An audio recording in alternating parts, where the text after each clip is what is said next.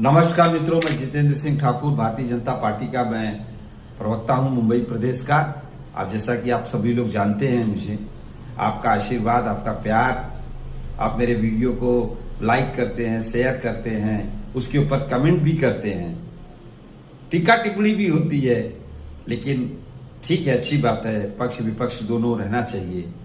तो मैं आप सभी का आभार व्यक्त करता हूं और पुनः एक बार मैं आप सबके बीच में आया हूं मित्रों, अपनी बातों को लेके, अपने विचारों को लेके, नीट को लेके। इसमें पूरे देश में नीट की जो परीक्षा में जो गड़बड़ियां हुई थी उसको लेके कॉकरोच जनता पार्टी और कांग्रेस पार्टी, केजरीवाल की पार्टी, अखिलेश यादव की पार्टी, सभी विपक्ष मिलकर इसमें एक आंदोलन चला रहे हैं, अनशन चल रहा है। पूरे देश को अस्थिर करने की एक बहुत बड़ी साजिश चल रही है देश में। मित्रों, जैसा कि मैंने कल ही अपना एक वीडियो नीट के ऊपर डाला था कि नीट की परीक्षाओं में जो भी गड़बड़ियां हुई थी उसके लिए मैंने कल अपना एक वीडियो बना के डाला था। लेकिन आज वापस मैं आप सबके बीच में इसलिए आया हूं क्योंकि कल ही हमारे यशस्वी प्रधानमंत्री नरेंद्र मोदी जी ने देर रात एक अपना वीडियो उन्होंने शेयर किया और जिसमें उन्होंने देश की सभी जनता से, सभी लोगों से एक आह्वान किया, एक निवेदन किया कि नीट की परीक्षा में जो लोग भी अपराधी हैं, जिन लोगों ने पेपर लीक में अपनी भूमिका निभाई है, चाहे वो कोई भी, उसको उसकी सजा मिलेगी। सीबीआई ने एसआईटी गठित कर दिया है, 13 आरोपी अरेस्ट हैं, जेल में हैं और अभी इंक्वायरी चल रही है।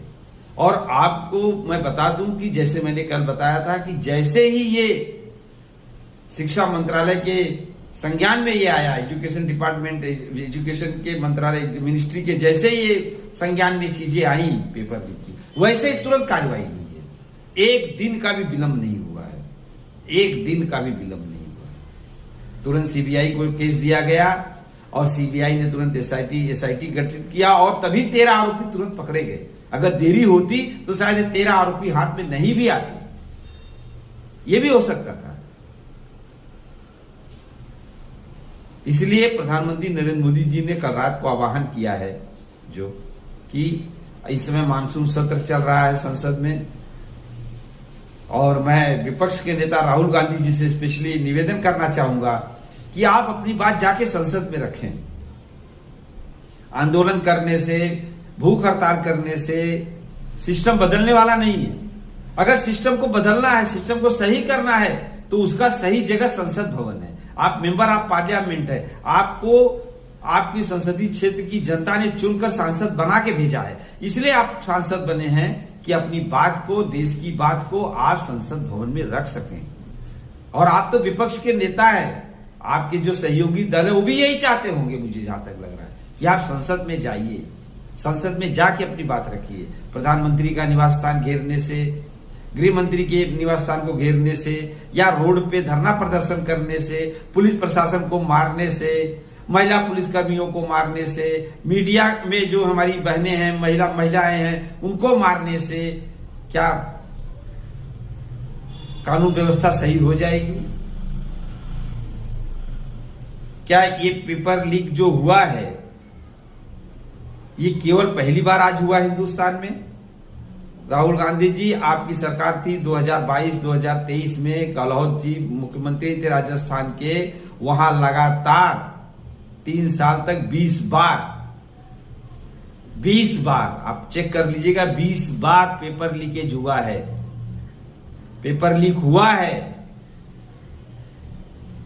अभी पंजाब में केजरीवाल जी की सरकार है, 20 जुलाई को वहां पुलिस ने लाठीचार्ज किया। क्यों किया?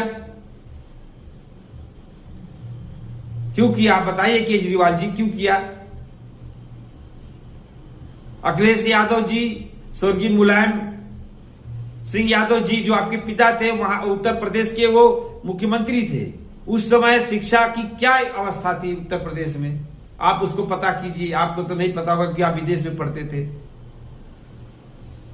प्रियंका गांधी कल मीडिया वालों को कह रही हैं कि पहले आप सरकार से, मंत्री से इस्तीफा मांगिए। अरे आप कौन होती है कहने वाली है मीडिया से? पत्रकारिता हमारे देश का, हमारे संविधान का एक स्तंभ है, एक ताकत है। और उन पत्रकारों का आप अपमान करिए हुए कहेंगे, अरे आप अपनी बात रखिए ना पत्रकारों के सामने। देश की जनता आपकी बात सुनना चाहती है, आप पत्रकारों को उल्टा डांट रही है। क्योंकि पत्रकार आपसे क्रॉस क्वेश्चन जब करेंगे, जब राजस्थान के बारे में पूछेंगे, जब केरलम के बारे में पूछेंगे कि वहां क्या स्थिति है, जहां जहां जिस जिन राज्यों में आपकी सरकार है, तो आपको चिढ़ हो जाएगी, तब आप गुस्से में आ जाओगी, तब आप कहोगी जाइए जो है शिक्षा मंत्री का इस्तीफा लेके आइए, प्रधानमंत्री से बात करके आइए। अरे आप सांसद है, आप जाइए ना संसद भवन में, बात कीजिए प्रधानमंत्री से, बात कीजिए शिक्षा मंत्री से, बात कीजिए गृह मंत्री से। रोड पे चिल्लाने से, रोड पे आंदोलन करने से, पुलिसकर्मियों को मारने से क्या वापस से नीट की परीक्षाएं सही ढंग से हो जाएंगी? प्रियंका गांधी जी, एक अच्छे विपक्ष की भूमिका राहुल गांधी जी आप निभाइए। आप तो संविधान की किताब दिखाते हैं, संविधान के लिए बात करते हैं और आप संविधान को मानते हैं, लेकिन आपने इस तरह से हरकत की ये मैंने सपने में भी नहीं सोचा था। इसलिए पुनः एक बार मैं आपसे विनती करूंगा राहुल गांधी जी कि आप संसद भवन में जाइए, वहां जाकर अपनी बातों को रखिए, आपके जो भी क्वेश्चन है उसको रखिए, और मैं जहां तक समझ रहा हूं सरकार उसका अच्छे ढंग से उत्तर देगी, आपको संतुष्ट करेगी। और बात संतुष्टि आपकी नहीं है, बात इसमें भारत देश के उन विद्यार्थियों के भविष्य का भी है। इसकी पुनरावृत्ति कैसे रुके, ना हो दोबारा नीट में पेपर लीक ना हो, कहीं भी पेपर लीक ना हो। राजस्थान में जैसे हुआ, केरल में अभी हुआ है, पंजाब में अभी हुआ है, जहां जहां आपकी सरकार है, जहां जहां आपके मुख्यमंत्री हैं, केजरीवाल जी जहां जहां आपके मुख्यमंत्री हैं, वहां भी थोड़ा ध्यान दीजिए, वहां भी जन आंदोलन कीजिए, वहां के भी शिक्षा मंत्री से जरा इस्तीफा मांगिए, वहां के भी मुख्यमंत्री से बोलिए जरा तुम रिजाइन कर दो। दोहरी नीति करना बंद कीजिए, देश के युवाओं को दिग्भ्रमित करना बंद कीजिए, नहीं तो इसका बहुत बड़ा खामियाजा आप सबको भोगना पड़ेगा, ये आप समझ लीजिए।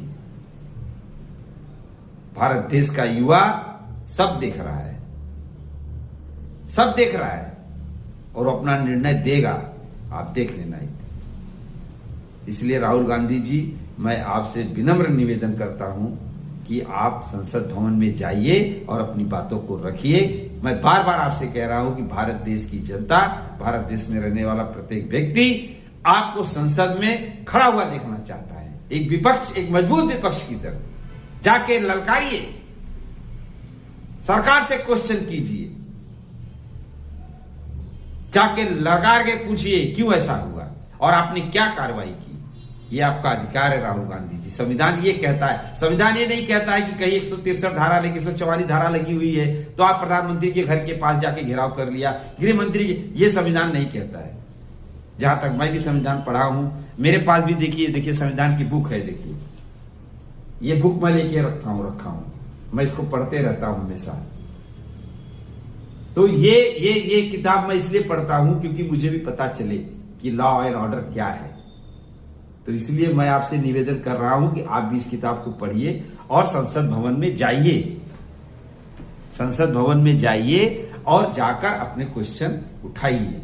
राहुल गांधी जी, मेरी आपसे यही विनती है और मैं पुनः आप सभी का, मेरे श्रोताओं का, मेरे मुझसे प्यार करने वालों का मैं हार्दिक अभिनंदन करता हूं, हार्दिक आभार व्यक्त करता हूं। इन दो शब्दों के साथ मैं अपने आप को विराम देता हूं। भारत माता की जय, वंदे मातरम, हर हर महादेव, जय श्री राम, जय महाराष्ट्र, छत्रपति शिवाजी महाराज की जय।